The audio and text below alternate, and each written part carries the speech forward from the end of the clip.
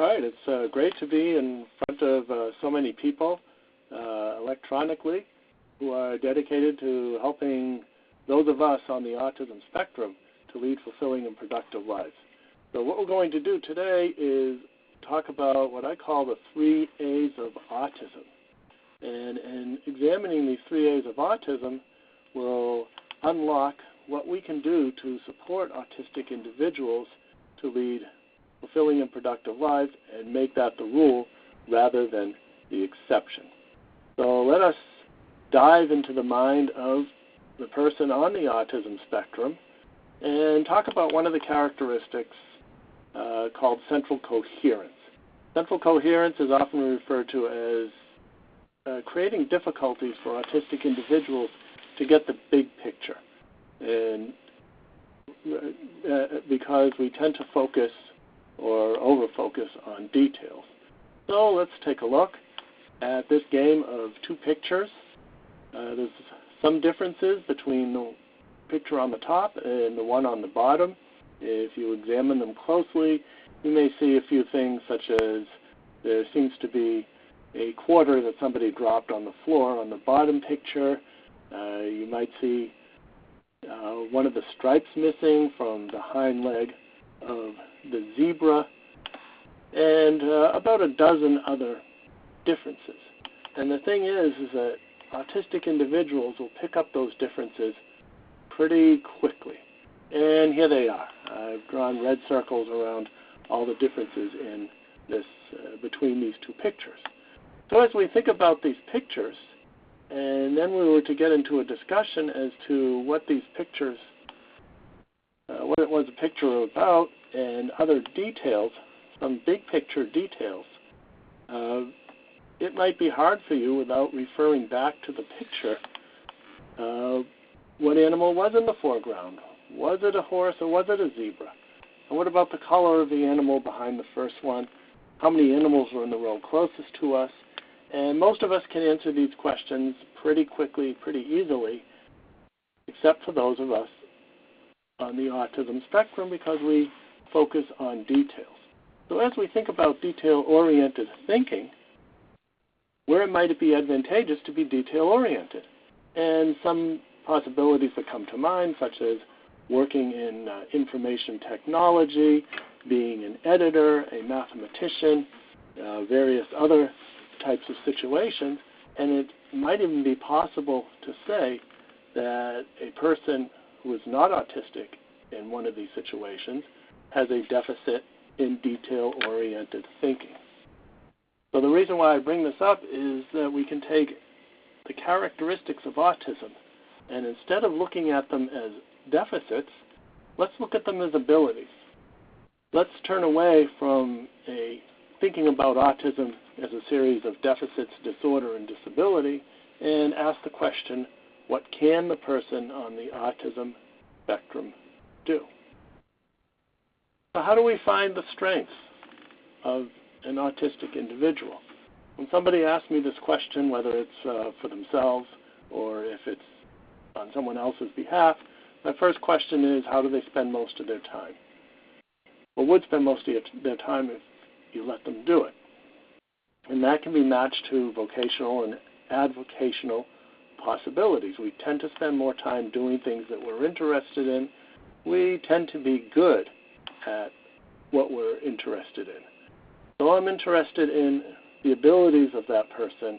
What are their interests?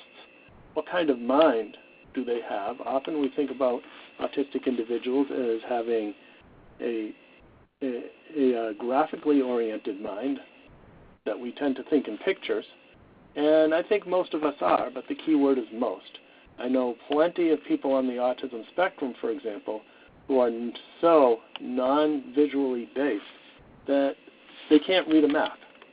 So maybe what we can say is that the thinking and learning and processing style of autistic individuals, while it may tend to be visually based, whatever it is, it's probably going to be to an extreme and possibly even at the expense of the other modalities. So what we need to do is reframe how we think about autism. So often we hear about deficits in communication and social interaction and restricted interests. But what if we were to take these words that we so often see for students who have disabilities in school, and all of those words, learning disabled, hyperactive, perseverative, irritable, and so on, they tend to be negative. And we often judge people on the autism spectrum and with other conditions in this way.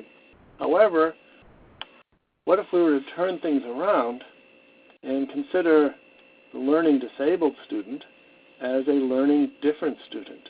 And they have a different way of learning. It's not necessarily better, it's not necessarily worse, but it's just different. And then what can we do to access the abilities of that individual? So that brings us directly to the 3 A's of autism.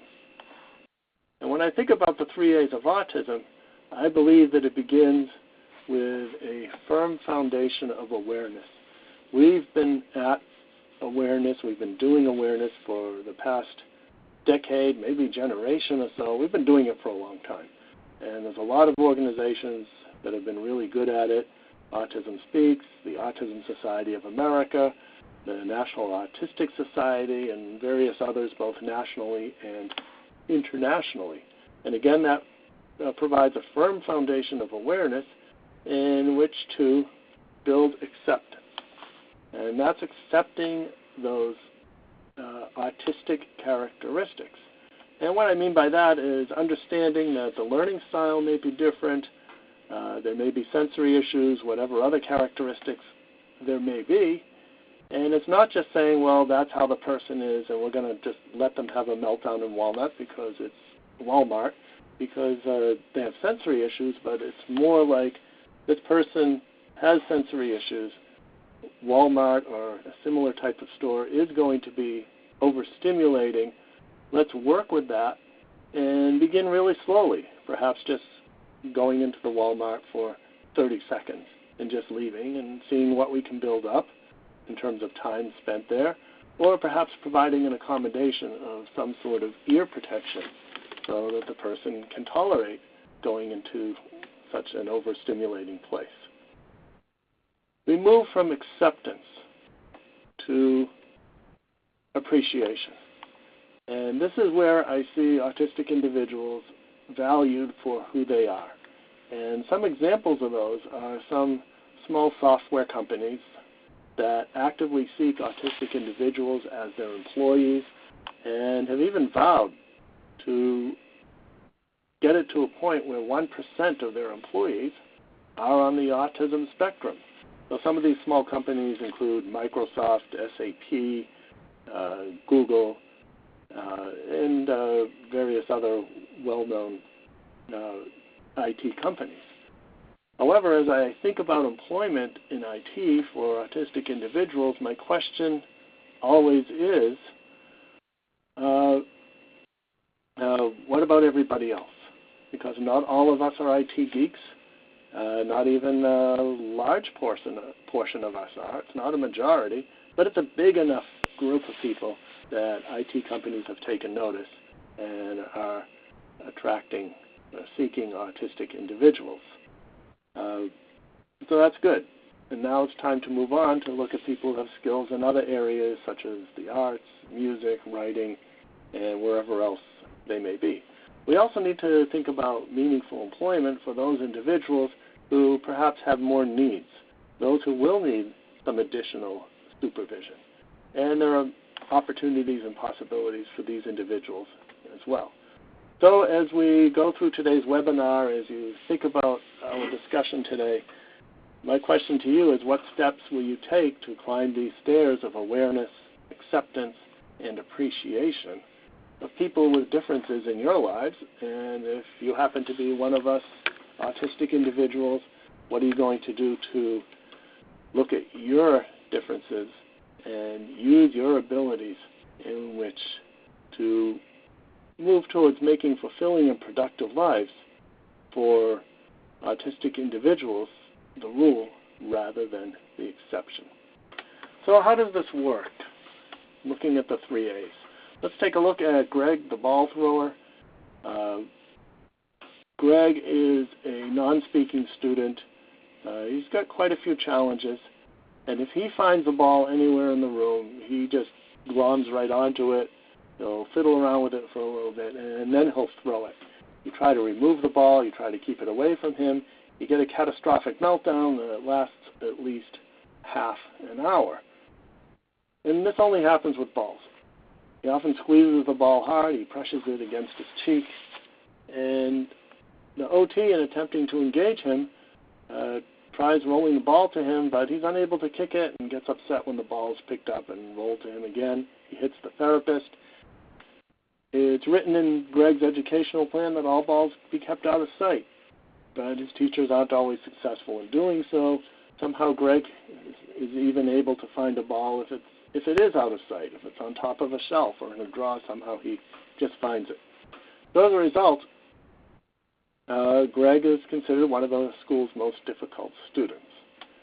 So as we think about developing a plan for interacting with Greg, commonly we'll see plans that begin with, we realize that the ball is a very powerful reinforcer, and now we know what Greg is going to work for. If Greg does this, then he gets some time with the ball. But that hasn't been working. So perhaps we could look at it another way and take some clues from the Miller method, which is a developmental cognitive approach, which focuses on understanding how the autistic individual thinks and perceives their environment. So the child likes balls. Perhaps what I would do is I would come into the room with a whole bunch of balls, dozens of balls, different sizes and colors and weights and materials. And I'd hand him a ball and he'd throw it. It doesn't matter where he throws it. But we set up a little routine where I give him the ball, he takes it, he does what he does with it, and he begins to trust me because he realizes that I am here to be the provider of balls as opposed to the taker or wearer of these particular of these objects. And then once we get a relationship going, he trusts me with these balls. Now we can work on teaching academic skills such as counting, categorization, bringing the ball to another person, and using the ball as a sort of prosthesis in which to educate Greg. And that requires that we accept that Greg is fascinated with these balls, and we're going to work with it, and we can even appreciate this fascination with balls because this gives us an entryway in which to develop some interaction. So moving along, what brings me here to talk about autism with you, a little bit about me. Things were pretty typical at first. At 24 hours of age, my wife says, I looked like an egg.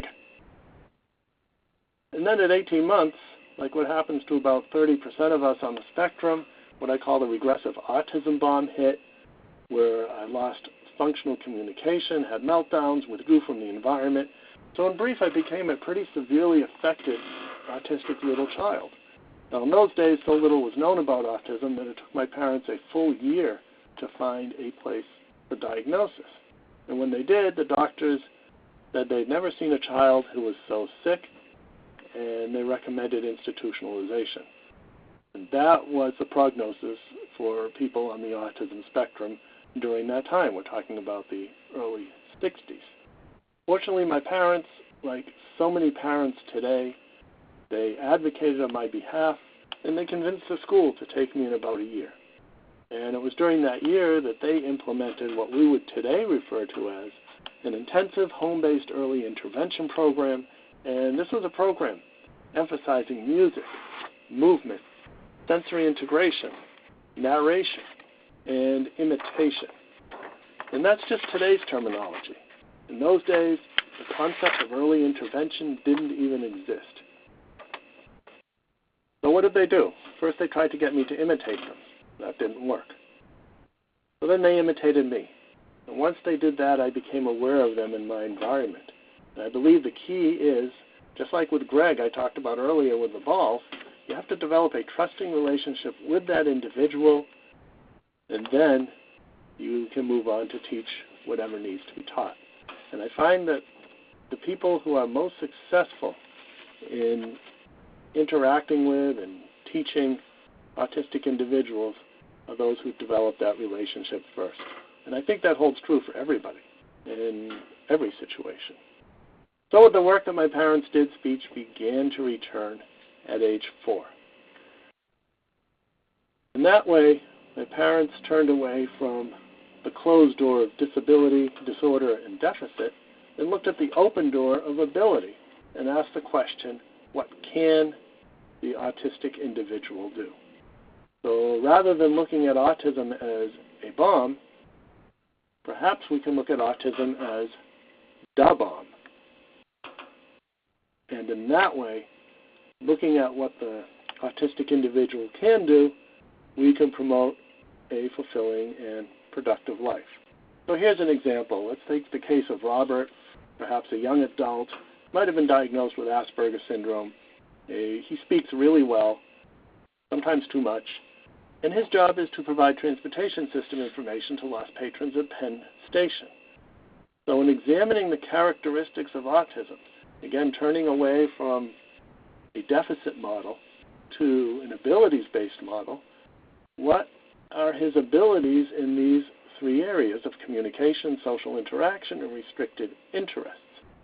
Well, for communication, those of us with Asperger's syndrome, we tend to be detailed, factual, data-driven, truthful, repetitive. I think you get the idea. But then again, how many times have you asked someone to repeat directions when you're lost? So I think that works pretty well. Social interaction, typical social interaction can be challenging for many of us on the spectrum. But for a job like this, it's a brief greeting, a request for directions, he's happy to deliver, and then the people say goodbye. And then where does he get this information? His coworkers have to look it up in a reference. Since this is one of his, and we won't call it a restricted interest, but rather reframe it as a focused interest, a passion, an enthusiasm, he's memorized this information, as many of us on the autism spectrum will do in areas of these deep interests. So he's got it all memorized. He can access this information much faster than his coworkers who have to look it up in a computer or some other reference. So because this individual is autistic, he outperforms his typical coworkers who aren't autistic. And this is how we need to look at the autism spectrum and look at the abilities of, I would say, everybody. So here I am at age 4. As I mentioned, speech began to return. I entered the school that initially rejected me. I got reevaluated. And instead of being considered as ready for an institution, I got upgraded to neurotic. So things are looking better in the world. I discovered the wonderful world of watch motors. I was found taking apart a watch with a sharp knife, where I'd pop open the back of the watch, unscrew a couple of screws, take out the motor, disassemble that, and put it back together again. And the watch still worked, and there weren't any pieces left over. So an interesting question to ask occupational therapists is, how can an autistic individual who has the fine motor control to take apart a watch be a complete flop at penmanship, which also requires fine motor control? So just an interesting thing to think about. And my parents, what they thought about was turning away from the closed door of disorder, deficit, and disability, and focused on the open door of ability. What can our child do? Soon they provided all kinds of other devices to take apart and to put back together again. So I feel really lucky in having parents who understood these are where my strengths, these are my abilities, and we're going to use these abilities in which to help the individual. If we look at the future, and it's important to consider, to think about transition I would say as soon as we know that a child is on the autism spectrum. So at this point, maybe it would have looked like that I would have been a good watch repairman or watch repairer. I would have needed a lot of support in terms of communication and living as an adult, but at least this possibly was something that I could do.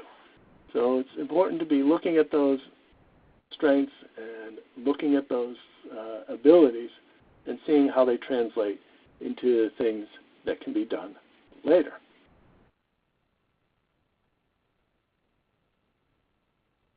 My parents also built a good sense of self-awareness and made a big deal about my abilities in this area, and that's critical for developing a good sense of self-determination or being able to make good adult decisions of what you will be doing later on in life. So here I am at age 6, regular school kindergarten. I was a social and academic catastrophe. You know what happens to people who are different in grade school. I guess repeating the letter B over and over again didn't help endear me to my classmates. Fortunately, school systems now realize that bullying is not a developmental phase that people need to go through, and things are being done about that. Academically, I was about a grade behind in most of my subjects. Teachers didn't quite know how to reach me. So, for example, at age 8, there I was sitting in the back of the room, reading books on my favorite subjects. It might have been astronomy, it could be weather, it could be geology, aviation, whatever it was, taking notes and copying diagrams. I'd spend hours at the end of my driveway cracking open rocks because I was fascinated with the sharp edges and the shiny specks inside, which eventually grew into an interest in geology. I remember at about this time, I had a stack of astronomy books on my desk, and a teacher told me that I'd never learn how to do math. But somehow I figured out just enough math to teach statistics at the university level. And the good news is that today, more teachers would notice a special interest or a focused interest in an area and find a way to work it into the curriculum as part of the curriculum.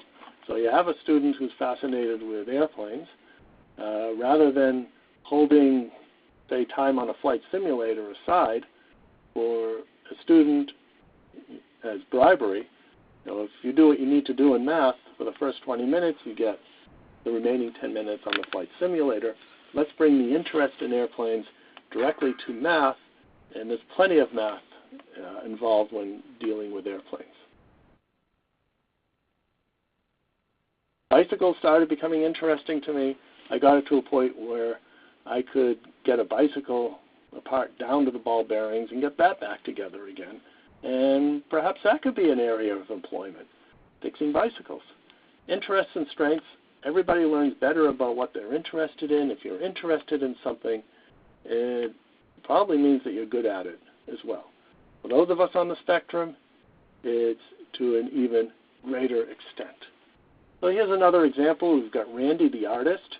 I was called into California to meet with a middle school student. He didn't speak very much, but he loved to draw. And teachers didn't know what to do with him. And like with Greg, if you tried to take the drawing materials away, you would have a full-blown meltdown. And so now teachers in middle school, they just let Randy sit in the back of the room and draw away. Is it a way to develop a relationship with Randy? But what I did is, after getting Randy used to my presence, I sat down at the table that he was drawing away, and I started drawing on the corner of a large sheet of paper that he was drawing on. We were in opposite corners, and he seemed to tolerate that pretty well. He even tolerated my moving closer to him and even butting up my drawings right against his, no problem. I could even color in empty spaces of his drawings. He was happy with that, and he started to do the same with me. Then I wondered, well, how much communication ability does this Randy have? So I held up a crayon and asked him, what color is this? He correctly identified the color. He did that a number of times. I could even get Randy to pick up a certain color crayon and give it to me to draw. So this experience suggested to me that if we're going to reach Randy, we're going to reach him through drawing. So working through interests, working through abilities, whether it's educating a child on the autism spectrum, or whether it's we're working with an adult and trying to find possible career opportunities. So what is a special interest?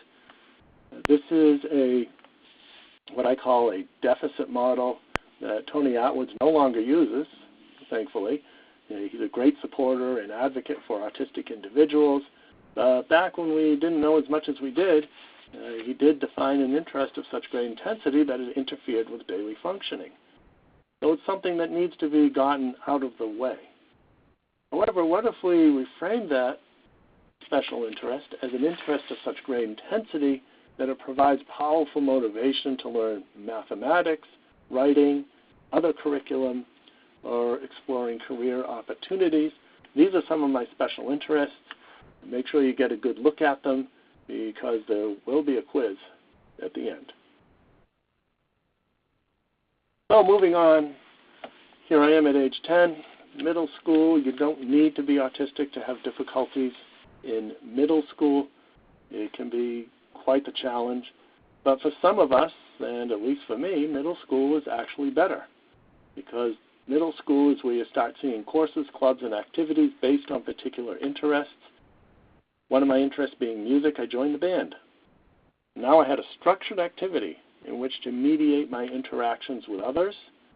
And I got so fascinated with music that I would spend hours in the instrument closet taking apart all the instruments, putting them back together again, figuring out how they work, buying introductory music books to learn how to play the instruments. Sometimes I'd even combine them in ways that they shouldn't be combined, such as taking a trombone and a bassoon and putting that together and playing it, or at least trying to. I didn't learn all the instruments, but I did get it up to about 15. And then when I heard that one of the requirements for a degree in music education was that you had to learn all the instruments, well, that really just seemed to be the thing that I needed to do. So that's exactly where I went when I went to college. Well, back to age 10, I was awfully concerned about the letter E. I was just so fascinated, I should say I was so concerned about this E falling to the ground and getting hurt when you drop the E before adding ing. I had a friend who said he felt like a pizza. He didn't look like one, he didn't smell like one. There was some issues with that as well. I remember a class being interrupted by an announcement the principal had lost his mother, which made me wonder, wow, whenever I lose something, my parents tell me to look in the last place I left it. I always thought that was a silly response because if I knew where the object was, I wouldn't be asking them in the first place. But anyways, I thought that if that was good enough for my parents to tell me, I could be helpful to the principal, who I liked and wanted to help, that if he thought really hard as to where he last saw his mother, well, anyways, I didn't understand what that idiom meant. Lost his mother means his mother passed away, which is yet another idiom for his mother died. So if an autistic person seems like they're being rude or talking back, being disrespectful, it's very possible they might be literally interpreting the environment. We tend to think literally, and that may be because we have difficulty perceiving the nonverbal cues informing us that someone is telling a joke, using sarcasm, or engaging in an idiom. And some researchers believe that nonverbal communication makes up to about 93% of the interaction package, which means we're only left with 7%, which is words. Tell a person to hold the door, and this visual can give you a sense of what that may look like to an autistic individual. So onward, as I was talking about middle school, my fascination with music and getting it into my head that I needed to learn how to play all the instruments. So that is what led me to begin my college studies in music to eventually focus on giving music lessons to autistic individuals. Because in addition to the therapeutic benefits gained by engaging in music, and also developing a real-life skill in which to develop interactions with others. Also, music is just plain old fun. And then finally, I haven't figured out how to teach typical kids yet, so I just stick with the ones on the spectrum. They make a lot more sense, or at least to me anyways. Employment's another area that's important to consider. We all have to work for a living. Employment, hopefully, is more than just going somewhere and putting in your hours, bored out of your mind, and then going to do something else, but something that's meaningful. So how do we consider employment for an autistic individual? It's, again, looking at these characteristics. What are their abilities? What are the challenges? How can we match them to those abilities? Someone who may have difficulty with speaking might be able to set something up where the person matches stock items to stock numbers and places them exactly on the shelf where they go, perhaps very much like shelving books in a library. And those of us who have an intense need for order, this is something that's meaningful to us. Or sensory stimulation, where I met with a parent of a teenager who was just didn't know what employment possibilities were for him. He also had difficulty in speaking, and my question was, what does he like to do? I found out what he likes to do. He liked to go into the basement, put his finger under a water faucet, and spray water all over the place. But why does he like to do that? If we think about sensory, then perhaps he's getting some nice deep pressure on the thumb as he's holding the thumb over the edge of the faucet, just like some of you may have done when you're watering a garden. You put your finger over the garden hose, and that allows you to spray water further away to make sure all the plants are being watered. He likes doing that type of stuff. What does that translate to? Well, perhaps being a firefighter, because you don't spray water at higher pressure than out of a fire hose. But then again, you need really good communication skills to be a firefighter, which he didn't have at that time. So perhaps something else, such as power washing windows, cars, sidewalks. If he was fascinated with firefighting and that type of area, then maybe we could find a friendly firehouse where he could help wash the fire engines after they come back from a fire. In college, this is what I did for work. Bicycles being a focused interest for me, I put up thousands of these signs just as you see here, and people would call me, and I'd spend half a Saturday or sometimes a whole Saturday just fixing bicycles in my dorm room and earning a lot more money doing that than perhaps in a work-study job, being a security guard or working at the dining commons.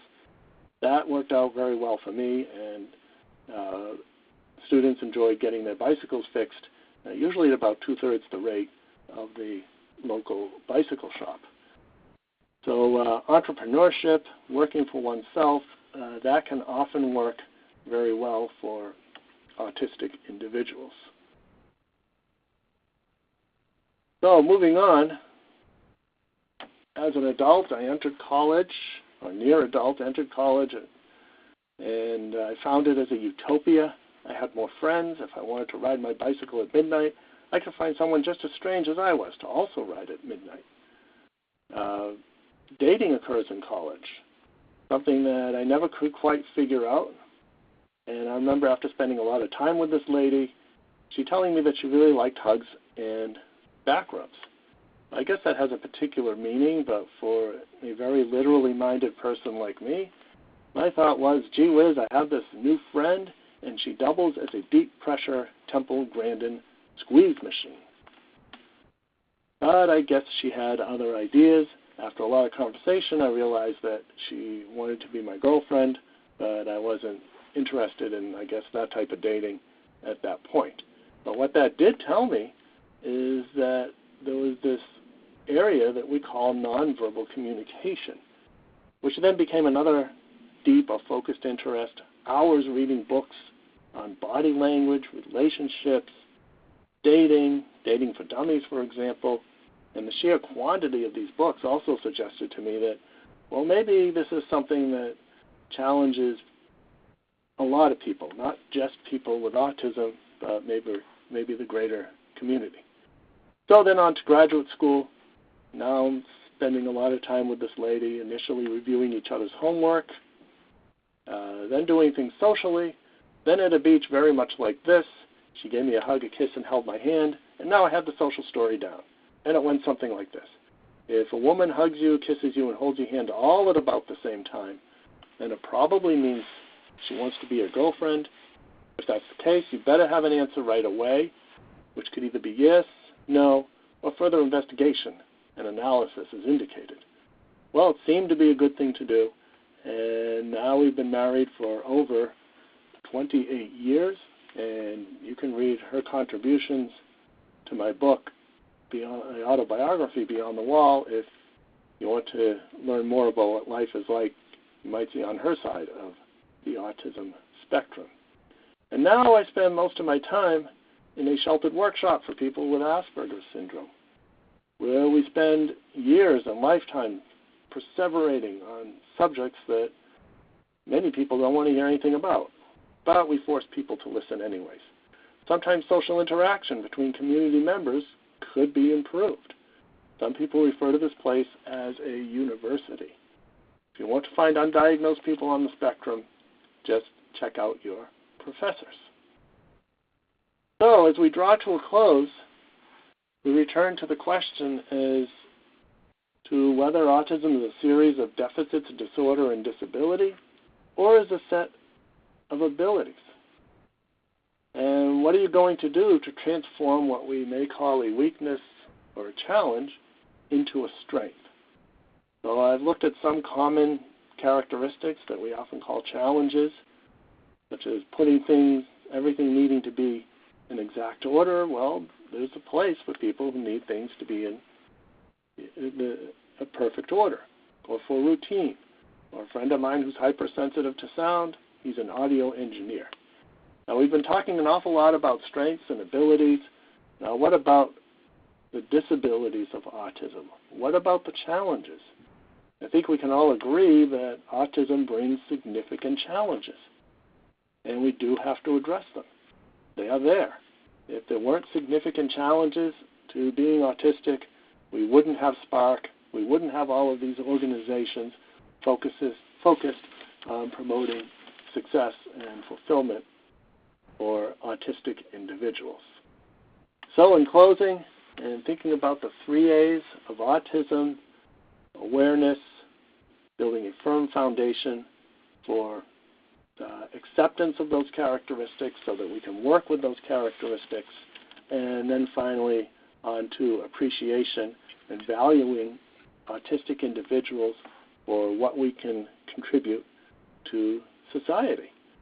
So let's turn away from those closed doors of disorder, disability, and deficit, and move to where autistic, and I would say everybody else as well, can be productive and fulfilled. And if you are productive and fulfilled, I think that's success. And we do that as we move through our journey in life from goal to goal, from ability to ability, strength to strength. And the way I see it is that if a person on the autism spectrum gets through an experience, it could be a classroom situation, it could be a therapy session, it could be a community outing, it could be reading a book, whatever it is. And if that person at the end understands even one thing, one tiny bit more about successfully interacting with the environment than they did before, then that's a success, and that's exactly where that individual needs to be. And that holds true for everybody else. If you've learned something about autism, if you have even one little piece of greater understanding of how to be with autistic individuals, how to promote fulfillment and productivity for autistic individuals, then I call that a success for everybody here, whether it's you in the audience, whether it's the people at Spark, and everybody else who is focused on promoting fulfilling and productive lives for individuals on the autism spectrum. So I thank you for what you're doing to promote fulfilling and productive lives for those of us on the spectrum. And now is a good time to open it up for questions. All right. Thank you so much, Stephen. We did get a number of questions in. If you still have questions, please type them into the chat box, and we'll try to get to them in the last 15 minutes here. So the first question is if you could provide any advice to parents of newly diagnosed children or maybe adults who are newly diagnosed. All right. Well, there's a lot to be said for that. One thing to keep in mind is that whoever is diagnosed the day before they're diagnosed, they're the same after they're diagnosed. They're the same person they were beforehand. So nothing has changed in the individual. But what does change is that a diagnosis provides us with some powerful tools for understanding and developing accommodations and strategies for promoting success. So for the parents of a newly diagnosed child, my word to you is that the potential of the autistic child is just like everybody else's, and that is it's unlimited. And the challenge is to make sure that we get the appropriately matched intervention and education for that individual's needs. For the adult who's just been diagnosed, this can be a great way of beginning to understand why things are the way they are. I know many adults who are diagnosed in middle age, sometimes in old age, all the way up into their 70s. And whatever age, however old a person is, they can still develop better understanding of who they are, why they do what they do. You can reach back into your history and events that have happened in the past and now perhaps have a greater understanding as to why things were the way they were. And then that person can move forward by emphasizing the abilities and also making sure to accommodate for the challenges. Right, great. So another question is about schooling. If you have any thoughts on homeschooling versus public schooling, and then in terms of unmasking this movement to sort of unmask autism, and your opinions or thoughts on that. So basically, the parent is wondering they don't want to sort of mask their son's behavior or autism. So if you have any thoughts on that. All right. So the masking sounds like the question of disclosure.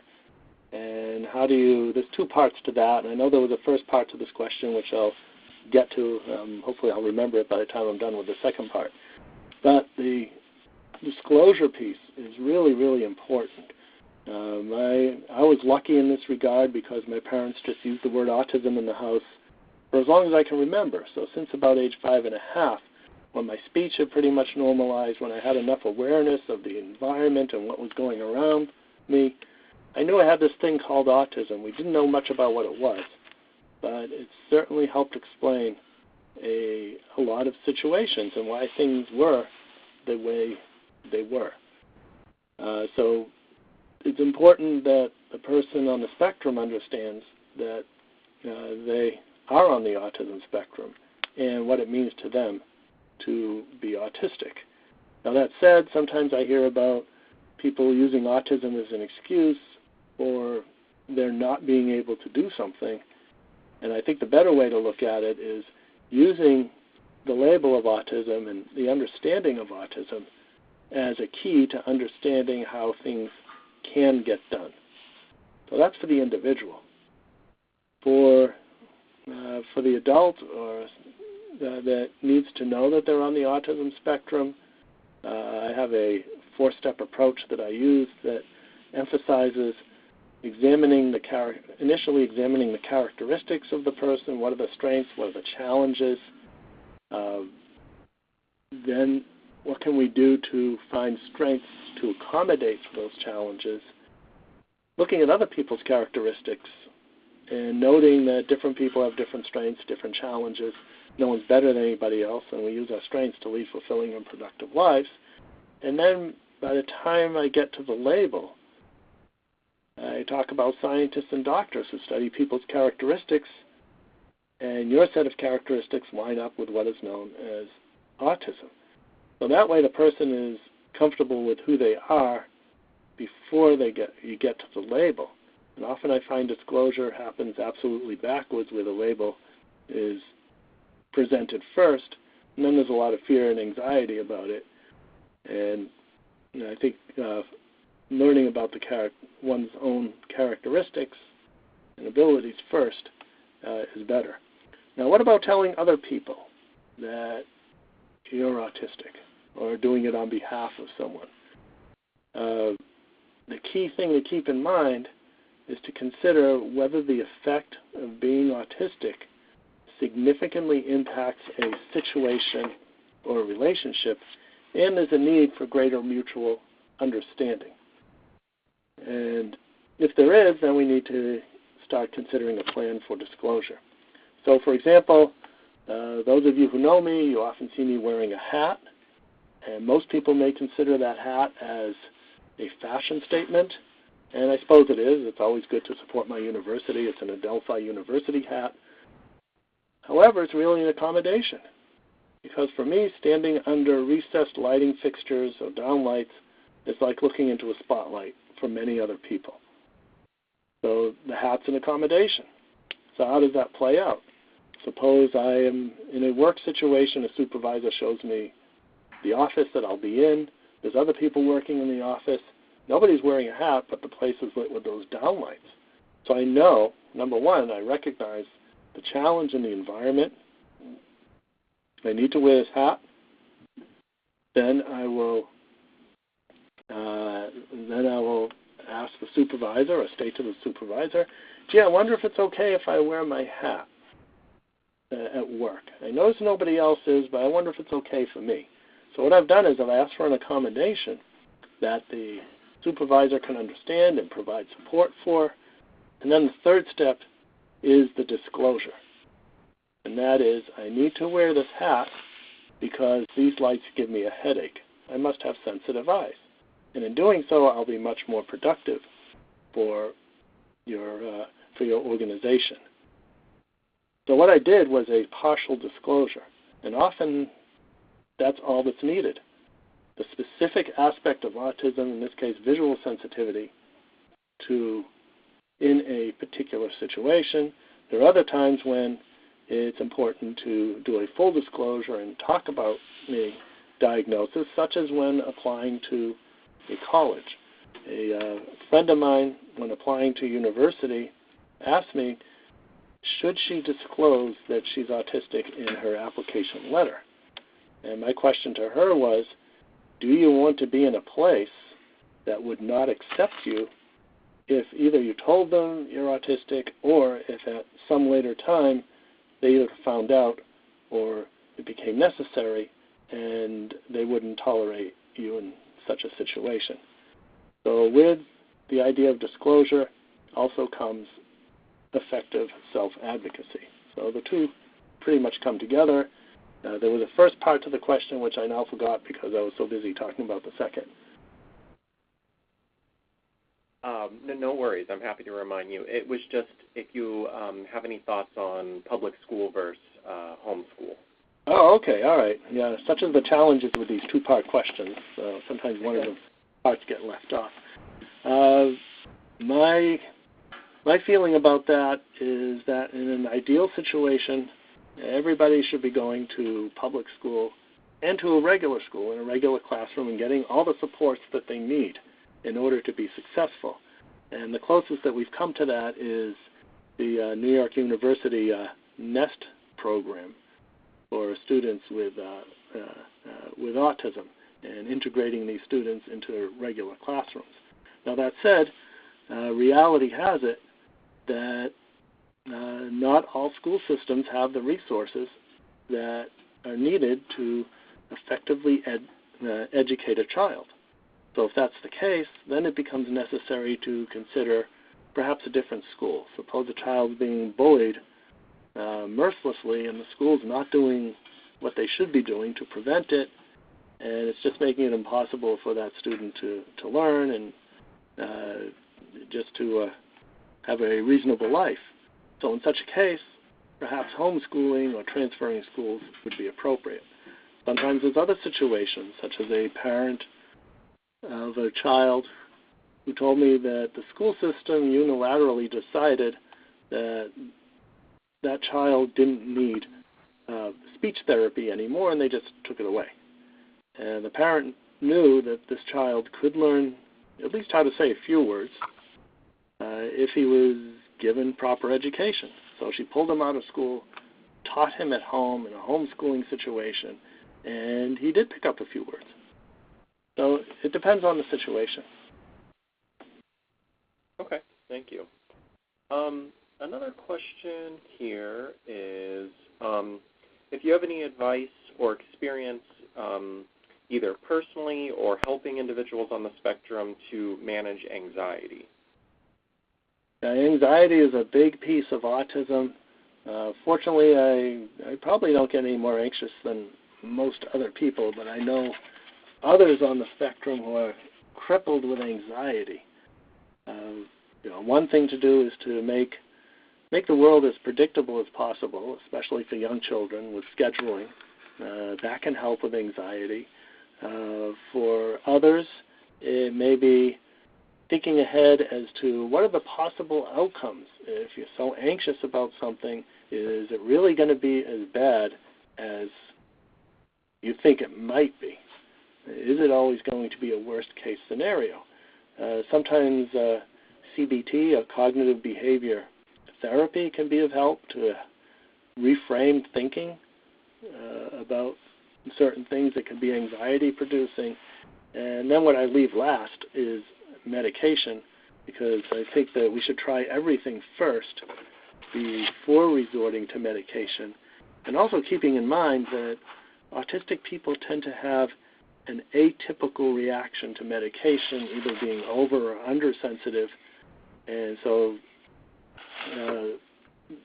the less amount of medication we can use, the better.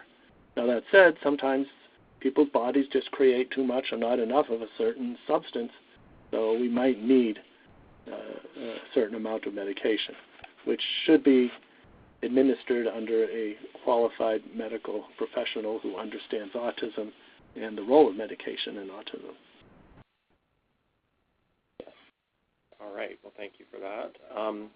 Another question is, so you mentioned that your parents were pretty open about talking about autism in front of you, and that they helped you to understand autism from an early age. Do you have any recommendations for parents about how they might bring this up or phrase it or get their child to sort of understand what autism is and how it could impact his or her life?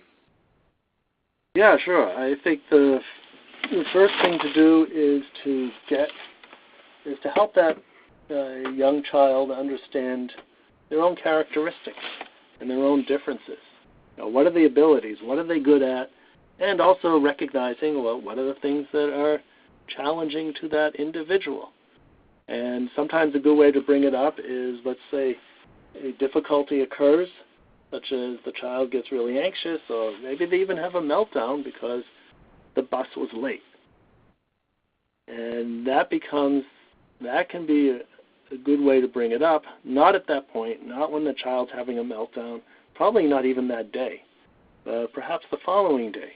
Now, remember back when you got really anxious and mad that the bus was late, and that was really hard for you, wasn't it? So it's also important to validate these feelings and emotions.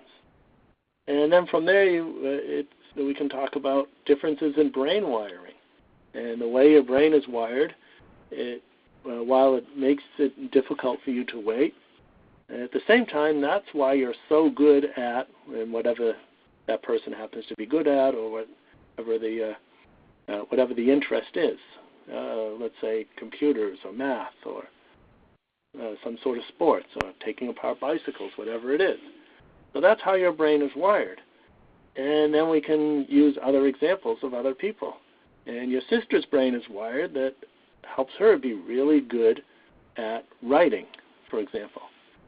And that's how I would start, becoming familiar with one's characteristics before getting into any labels. Okay. All right, I think this will have to be the last question. There's a few people that have asked about negativity, and so in your experience, have you noticed that a lot of individuals on the spectrum are more negative than others, and maybe just some ways to combat negativity? And you kind of talked about it a little bit for sort of, reframing things, but maybe just any advice there? Yeah, if we, I talked about reframing things, looking at things from an abilities-based model. I think one of the reasons there's so much negativity that we see in people with autism is that we have so many bad experiences. So, for example, a person on the spectrum may have a negative attitude towards social interaction. I don't want to talk with anybody. I just want to stay home and play Minecraft or whatever it is they want to do, some solitary activity. And why does that occur? Because one way to think about it is, how would a typical person react if they had as many negative experiences attempting to socially interact as an autistic person would? And so I think doing what we can to promote positive experiences, focusing on strengths, and using, if Minecraft or some other what may seem to be a solitary type of activity is a real interest, is there a way to use that particular interest in which to develop better social interaction and getting along with others? So that's just an example for social interaction, and that can be generalized to other situations.